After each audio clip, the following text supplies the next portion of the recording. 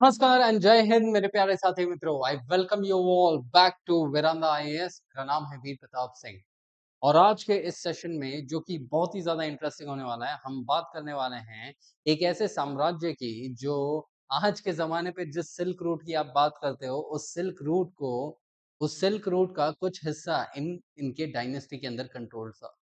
आज के टाइम पे जब हम इतना ज़्यादा एक्सपोर्ट की बात करते हैं, उस ज़माने में इनके रीन के अंदर भारत एक इतना बड़ा एक्सपोर्टर था।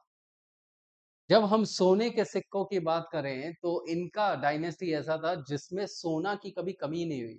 सोना भर-भर के था इनके साम्राज्य में। और जब हम प्योरिटी ऑफ गोल्ड की बात करें साथियों, तो आज के ज़माना में हम प्योरिटी ऑफ गोल्ड की बात करते हैं on the basis of carat. उनके टाइम पीरियड पे उस ज़माने में इनके साम्राज्य में सबसे ज़्यादा प्योरिटी ऑफ गोल्ड था। और सोने के सिक्के मानो मत, सोने के सिक्के यहाँ पे दिए जाते थे लोगों को कि लो भाई, सोने के सिक्के रहेंगे करेंसी। आज के टाइम पे हम पेपर करेंसी की बात करते हैं, उस ज़माने में सोने के सिक्के थे as a currency. So this was what the bigness and the greatness of the Indian empires in ancient India. And with this, guys, I would like to tell you that आप ऐसा ही इन्फॉर्मेटिव कंटेंट हमारे Instagram channels पे भी आप देख सकते हैं, YouTube channel पे आप देख सकते हैं। सो आप हमें ज़रूर फॉलो करें यहाँ पे।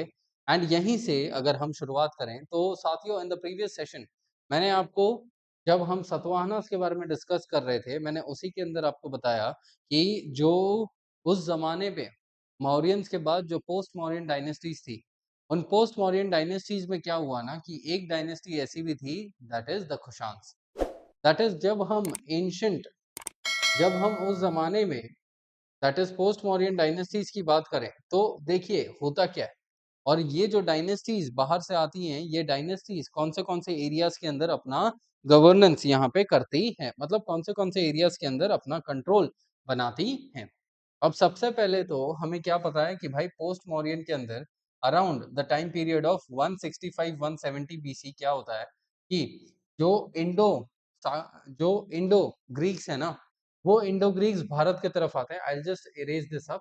ठीक है, मैं आप यहाँ पर बस मेरे मैपिंग के ऊपर थोड़ा ध्यान देना कि जो इंडिया का नॉर्थ वेस्टर्न पार्ट है ना, यहाँ पर, सो सबसे पहला जो ग्रुप भारत की तरफ आया उसको हम कहते हैं द इंडो ग्रीक्स।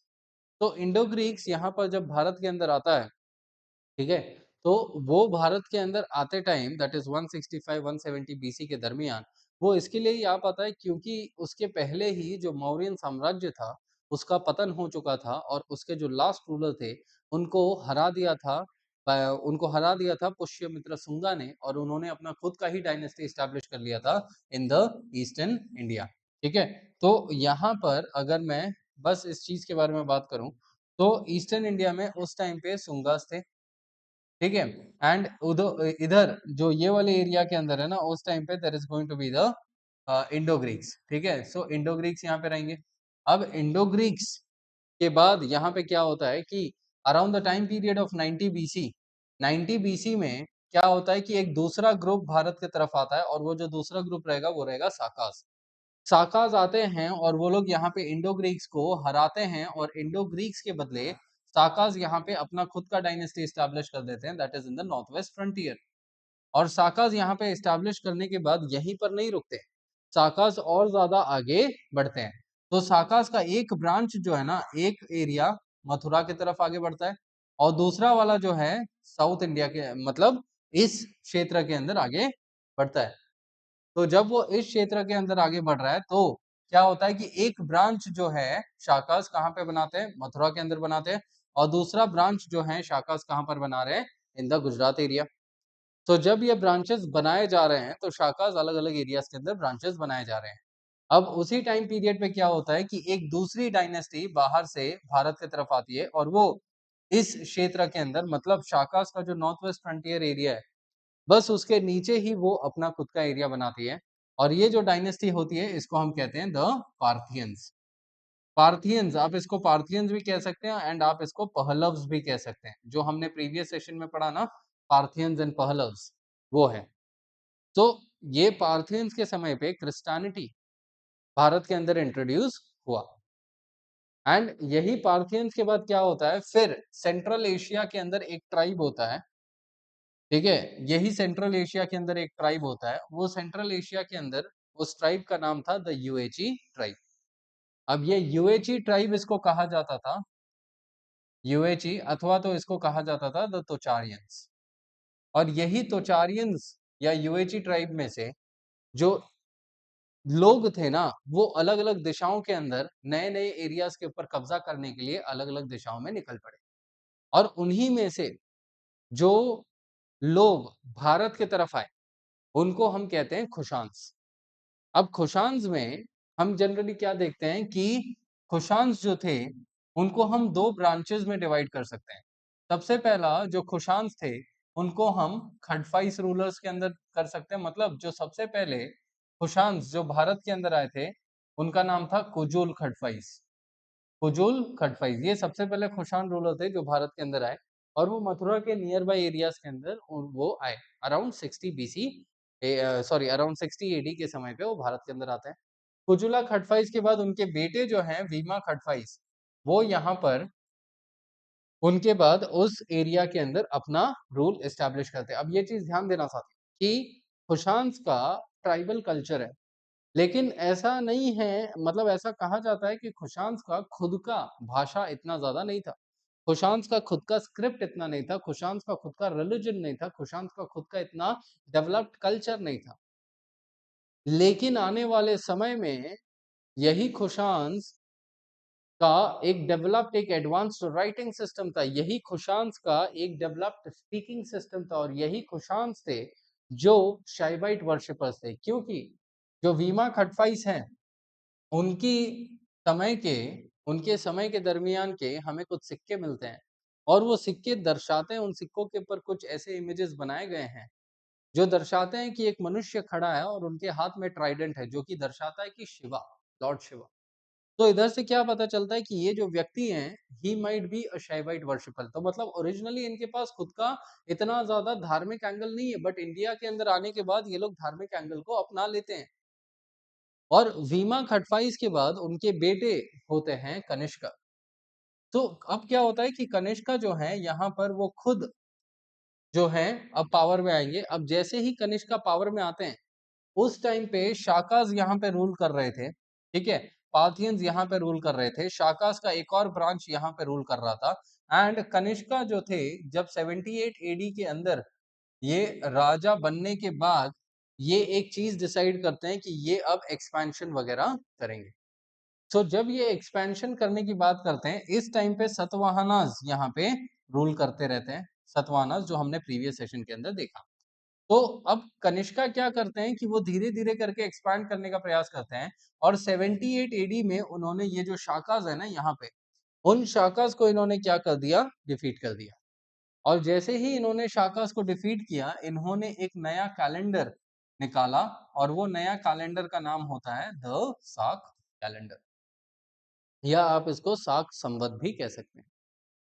आपको याद रहेगा या आपको पता रहेगा कि जब भी गवर्नमेंट ऑफ इंडिया कुछ भी नया नोटिफिकेशन निकालती है, तो वो अपने मतलब जो इंटरनेशनल लेवल पे जिस कैलेंडर को फॉलो किया जाता है, that is the English calendar, जिसको ग्रेगोरियन कैलेंडर भी कहा जाता है, वही कैलेंडर के डेट के साथ साथ वो साका कैलेंडर के बारे में भी डेट लिखती है कि this is the this Saka year.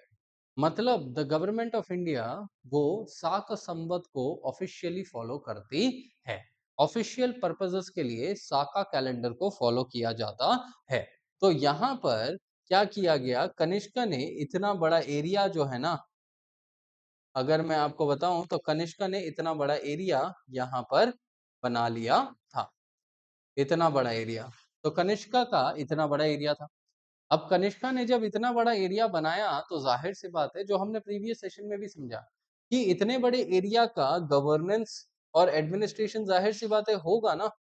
और इतने बड़े एरिया के ऊपर कब्जा करने के लिए कनिष्का ने उतने ज्यादा वॉर्स लड़े होंगे ना, और वॉर्स लड़ने के लिए पैसा चाहिए, और पैसे के लिए इकोनॉमी अच्छी चाहिए। तो यहाँ पर कहीं ना कहीं इनकी इकोनॉमी भी उतनी ही अच्छी होगी जिसके बेसिस पे इन्होंने यहाँ पे क्या किया होगा, वॉर्स लड़े होंगे। तो this is going to be there. तो इनका कनिष्का का बहुत ज्यादा लेवल पे यहाँ पे इन्फ्लुएंस था और इतना बड़ा इन्होंने एरिया बना लिया था मोटा-मोटा। अब यहाँ पर अगर आप देखें तो let us understand some of the facts of the Kushans. तो कुशान्स की जब हम बात करते हैं, मैंने वही आपको बोला कि दे केम आफ्टर द पार्थियंस, और वो कब तक 65 एडी तक आने लग गए, और वो यूएची ट्राइब के थे जिनको तोचारियंस भी कहा जाता है, एंड उनका होम क्या था, सेंट्रल एशिया। और कुशान्स जो थे वो वन ऑफ द 5 क्लैंस थे जिसके अंदर यूएची ट्राइब डिवाइडेड था, और यूएची को तोचारियंस भी कहा जाता था। और इन्हीं ट्राइब में से जो भारत की तरफ आए थे उनको कुशान्स कहा जाता है, और यही कुशान्स भारत में आने के बाद उन्होंने बहुत बड़े लेवल पे एक्सपेंशन किया, जो हमने अभी देखा। अब उसी में मैंने आपको क्या बताया कि कुषाण डायनेस्टी को हम 2 भागों में डिवाइड कर सकते हैं। पहला ब्रांच जो है वो कुजुल खटवाइस और वीमा खटवाइस का होगा, whereas सेकंड ब्रांच कनिष्का का होगा। और कनिष्का को यहाँ पर सेकंड अशोका भी कहा जाता था। क्यों? क्योंकि हमने ऑलरेडी, मैंने वही आपको बताया ना कि कनिष्का का जब इतना बड़ा एरिया बनाया गया, ठीक है? तो इतने बड़े एरिया के अंदर एक्सपेंशन करना तो आवश्यक था, तभी तो जाके इतना बड़ा एरिया बना। सो अशोका ने भी यहाँ पे एक्सपेंशन किया था। इसी वजह से कनिष्का को क्या कहा जाता है? The second Ashoka. अब एक्सपेंशन के अलावा कनिष्का ने यहाँ पे क्या किया था कि कनिष्का के और भी अलग-अलग चीजें थी। जैसे फॉर एग्जांपल कनिष्का के बारे में ये चीज कहा जाता है कि ये जो कुषाण रूलर्स हैं, इन्होंने जो टाइटल्स है ना, जो इन्होंने अडॉप्ट किए, it was the sons of God. इन्होंने देवपुत्र देवपुत्र कनिष्का ऐसे टाइटल्स इन्होंने अडॉप्ट किए। और ये जो टाइटल्स इन्होंने अडॉप्ट किए, ये टाइटल्स इन्होंने चाइना से इन्फ्लुएंस होके यूज किए थे। अब चाइना में उस जमाने में सन्स ऑफ हेवन कहा जाता था, जहां पर ये सन्स ऑफ गॉड है, वहां पर सन्स ऑफ हेवन कहा जाता था।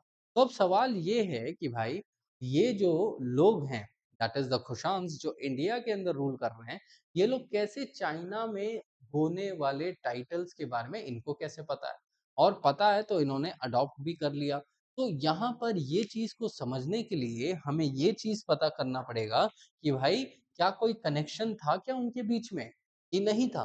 तो कहा जाता है कि उस ज़माने में, ठीक है, उस ज़माने में जो ये सिल्क रोड यहाँ से गुज़रता था ना, जो ये सिल्क रोड यहाँ से गुज़रता था, वो सिल्क रोड इंडिया के अंदर कुछ क्षेत्रों से जुड़ा हुआ था। और क्या होता था कि उस ज़माने में इंडिया जो था वो स्पाइसेस, टेक्सटाइल, इन सब के लिए बहुत ज़्यादा जाना-माना हुआ करता था, बहुत फ़ेमस था। इंडिया का स्पाइसेस जो था, वो विदेशियों को बहुत पसंद था, और विदेशी भारत से हमेशा स्पाइसेस लेके जाया करते थे। और उस टाइम पे एक जो रूट था, जिसको हम कहते हैं द सिल्क रूट, एक रूट है जिसको हम कहते हैं सिल्क रूट। ये रूट ईस्ट एशिया को यूरोप से कनेक्ट करता था, और यही रूट का कुछ हिस्सा जो है ना, वो कनिष्का के क्षेत्र में आता था। अब जब यही रूट कनिष्का के क्षेत्र में आता है, तो कनिष्का ने इस रूट का फायदा उठाने का सोचा, और यही रूट से कनिष्का ने ट्रेड करने का सोचा। क्योंकि अगर कनिष्का को कोई चीज चाइना के साथ ट्रेड करना था, तो यहाँ से बस इस रूट पे डाल दे और चाइना के साथ चले जाए, यहाँ से डाल दे और इधर चले जाए।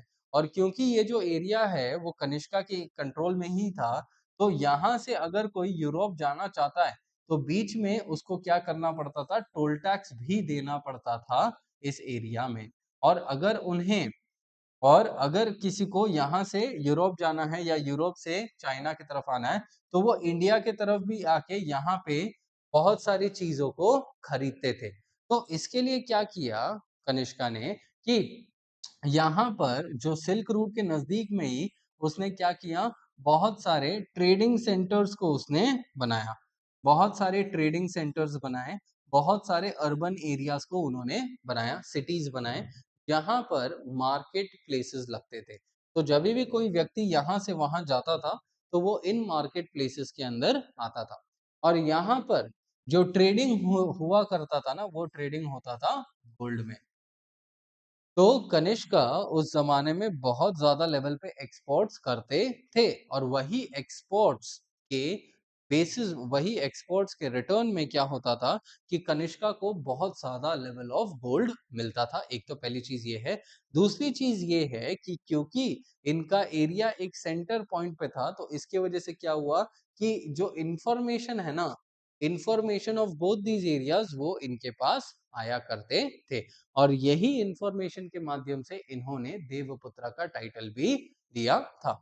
अब यहाँ पर क्या हो जाएगा कि जब इनके पास गोल्ड बहुत ज्यादा हो जाता है ना बिकॉज ऑफ द ट्रेड, तो वो गोल्ड जब इतना ज्यादा हो जाता है तो जाहिर सी बात है ये गोल्ड को अपने खजाने के अंदर बस स्टोर करके तो रखेंगे नहीं। अब वो क्यों स्टोर करके नहीं रखेंगे? क्योंकि ऐसा है कि गोल्ड वाला जो सिस्टम है कि अगर आपके पास कोई चीज बहुत ज्यादा मात्रा में है तो क्या आप उसके बस स्टोर करके रखोगे क्या? नहीं ना, आप उसको निकालोगे। तो उसी हिसाब से यहाँ पर भी क्या था कि इनके पास जब ये गोल्ड था तो इस गोल्ड का इन्होंने क्या किया, इन्होंने करेंसी बना दिया। एंड ऐसा कहा जाता है कि ये वो पहले व्यक्ति हैं कनिष्का जिन्होंने गोल्ड का करेंसी इन्होंने लाया, गोल्ड के करेंसी को इन्होंने लाया, ऐसा कहा जाता है। ठीक है, so this is going to be the first thing. And यहाँ पे गोल्ड को इन्होंने आगे लेके गए। अब यहीं पर जब हम बात करें, ठीक है, दूसरे इनिशिएटिव्स के बारे में, तो यहाँ पर दूसरे जो अभी तक साथियों मैंने आपको डिटेल के अंदर सारी चीजें डिस्कस करें। अब यहाँ पे जब हम इनका इम्पैक्ट की बात करें कि तनिष्का के टाइम पीरियड पे सेंट्रल एशिया या अन्य एरियाज के साथ कैसे इंटरनेशनल लेवल पे कॉन्टैक्ट्स बने, तो कुछ इंफॉर्मेशन हमें यहाँ पे पता है ही है। और बट यहाँ पे देखिए क्या होता है कि उस टाइम पे सिल्क रूट जो था it was connecting China to the Roman world, it was completed and Kanishka utilize the silk route to establish trade with the Chinese and the Roman world. अब इसी के अंदर इन्होंने क्या किया, अलग अलग चीजें ट्रेड करी, जैसे कॉटन टेक्सटाइल्स हो गए, मसलिन हो गए, स्पाइसेस हो गए, इसको एक्सपोर्ट किया था रोमन वर्ल्ड के अंदर। एंड रिटर्न में जो ट्रांजैक्शन का मीडियम था वो था गोल्ड। तो बहुत सारा गोल्ड जब इन्हें रोमन वर्ल्ड से मिला तो वही उसी को इन्होंने क्या कर दिया, गोल्ड कॉइन्स में परिवर्तित कर दिया। यहाँ पर कनिष्का के टाइम पीरियड पे कहा जाता है बहुत ज्यादा लेवल ऑफ मनीटाइजेशन था। मनीटाइजेशन मतलब एक मीडियम ऑफ ट्रांजैक्शन को इन्होंने बहुत ज्यादा आगे बढ़ाया, मतलब करेंसी सिस्टम को इन्होंने बहुत ज्यादा आगे बढ़ाया। And he release very large number of copper and gold coins at that point of time. तो गोल्ड यहाँ पे जो भी गोल्ड कॉइन्स बनाए जाते थे वो gold coins purest of the pure quality के माने जाते थे इस पर्टिकुलर टाइम पीरियड पे। On one hand, Indo-Greeks introduced curtains and theatres in India. On the other hand, kurta pajama and long coats they were introduced by Kushans. अब यही है, देखिए पॉइंट यही है कि जब इनका कनेक्शन होता है ना, इनका लिंकेजेस होते हैं with the western countries, okay, with the outside countries, with the foreigners, तो ये सब चीजों को यहाँ पे इंट्रोड्यूस किया जाता है। तो कनिष्का के टाइम पीरियड पे इस हिसाब से ट्रेड बढ़ा। तो यहाँ पर भी आप वही चीजें देख सकते हैं जो मैंने यहाँ पे बात करी। तो इंटरनेशनल कम्युनिटी के साथ कनिष्का का ट्रेड यहाँ पे बढ़ा। अब क्या होता है कि कनिष्का का ट्रेड ये तो हमने लैंड रूट पे देखा। अब उसी टाइम पीरियड पे क्या होता है कि कनिष्का का ट्रेड वाटर रूट से भी बढ़ता है। क्यों? क्योंकि Kanishka had the control of these areas also. तो कनिष्का ने ना ही सिर्फ सिल्क रूट को इन्होंने यूज किया, बट कनिष्का ने यहाँ पर वाटर रूट को भी यूज किया और वाटर रूट को भी ये यूज करके बाहर जो अलग अलग जगह है ना वहां पर ये एक्सपोर्ट करते थे। और वही एक्सपोर्ट की वजह से क्या हो गया, इनके पास बहुत ज्यादा पैसा आया। अब वाटर रूट में क्या हो गया कि अलग अलग जगहों पे इन्होंने यूज किया और ये चीज मैंने आपको अभी जस्ट एक्सप्लेन किया। अब जब हम यही ट्रेड की बात करते हैं तो ट्रेड में बहुत कम चीजों को ट्रेड उस जमाने में नहीं किया गया।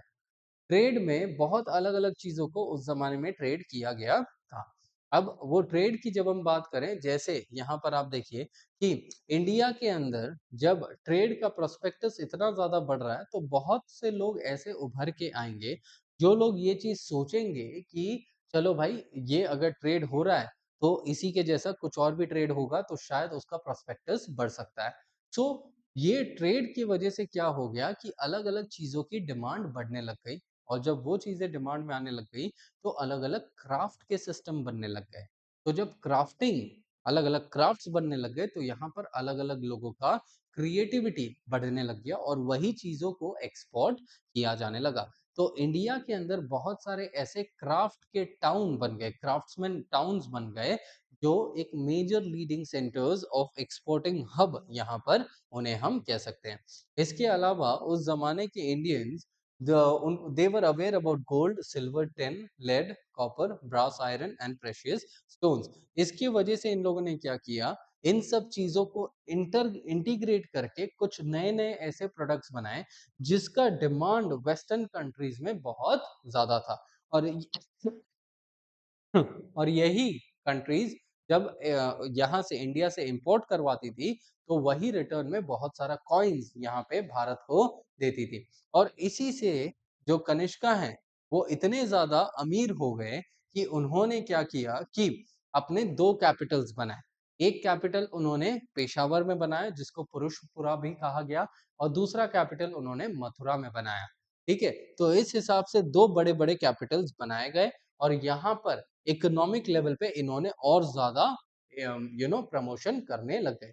सो ये इंटरनेशनल ट्रेड की वजह से इस लेवल के बेनिफिट्स कनिष्का को मिले और कनिष्का ने अपने डायनेस्टी को ना ही सिर्फ एक मीडियोकर लेवल का डायनेस्टी रखा, बल्कि एक बहुत ही ज़्यादा enormous, well profit, well maintained dynasty इन्होंने बनाया। तो इसी के साथ साथियों, इस सेशन में हमने वही चीज़ जाना कि कैसे इंटरनेशनल कनेक्शंस बहुत ज़्यादा बढ़ गए थे during Kanishka's time period. So once again, thank you everybody for watching me, for watching Veranda IAS. इसी के साथ I'll see you up in the next session. Thank you and Jai Hind. Veranda IAS, where your dream becomes reality.